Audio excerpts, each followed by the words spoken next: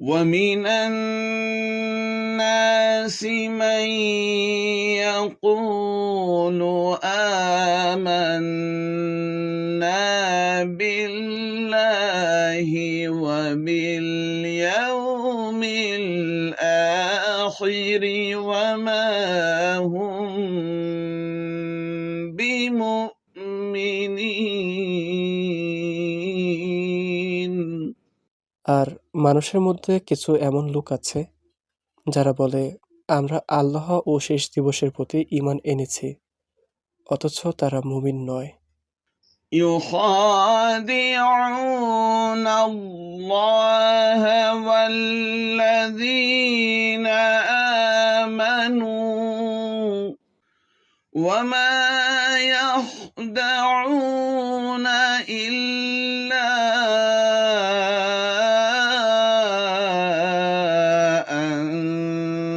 أنفسهم وما يشعرون।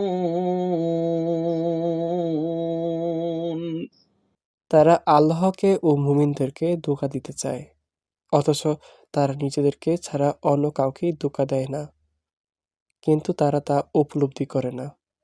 في قلوبهم مرض فزادهم الله مرضا ولهم عذاب أليم بما كانوا يكذبون। তাদের অন্তরসমূহের ব্যাধি রয়েছে, অতঃপর আল্লাহ তাদের ব্যাধি আরো বাড়িয়ে দিয়েছেন, আর তাদের জন্য রয়েছে যন্ত্রণাদায়ক শাস্তি, যেহেতু তারা মিথ্যা বলতো। وإذا قيل لهم لا تفسدوا في الأرض قالوا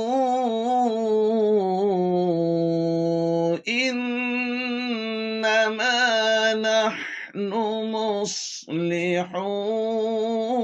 مصلحون। আর যখন তাদেরকে বলা হয়, তোমরা পৃথিবীতে ফাসাদ সৃষ্টি করো না, তারা বলে, আমরা তো কেবল সংশোধনকারী।